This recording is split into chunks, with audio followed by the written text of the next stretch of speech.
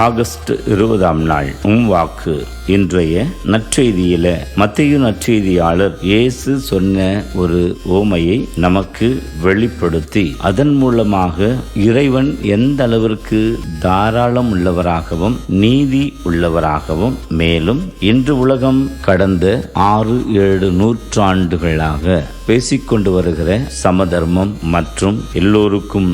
எல்லாம் கிடைக்கிற சமத்துவம், இவற்றை 2000 ஆண்டுகளுக்கு முன்னதாகவே இயேசுவின் போதனை இப்படித்தான் அடுத்தவருடைய நிலையை உணர்ந்து கொண்டு செய்வது என்கின்ற சமூக அக்கறை, இவற்றையெல்லாம் வெளிப்படுத்தினதை நாம் பார்க்கிறோம். நாங்கள் காலையிலிருந்து இந்த நேரம் வரை வெயிலிலும் கடுமையான வேலையினாலும் நாங்கள் பணி செய்திருக்கிறோமே, எங்களை போய் கடைசி நேரத்தில் வந்து சேர்ந்து கொண்ட இவர்களோடு நீர் ஒன்றாக கருதி கொண்டிருக்கிறீரே என்று சொன்ன பொழுது, அந்த திராட்சை தோட்ட உரிமையாளர் என்னுடைய உடைமையை நான் யாருக்கும் எப்படி வேண்டுமானாலும் கொடுக்கலாம், உனக்கு என்ன அதை குறித்து பொறாமையா என்று கேட்கிற போது, இங்கு தான் நீதியின்படி நடந்து கொள்ளுகிற அதே நேரத்தில் இரக்கத்தோடும் மனிதனது சூழலை புரிந்து கொண்டு அவனுக்குரியதையும் நான் கொடுத்தாக வேண்டிய கடமை உண்டு என்பதை வெளிப்படுத்துகிற போது, இன்று நம்முடைய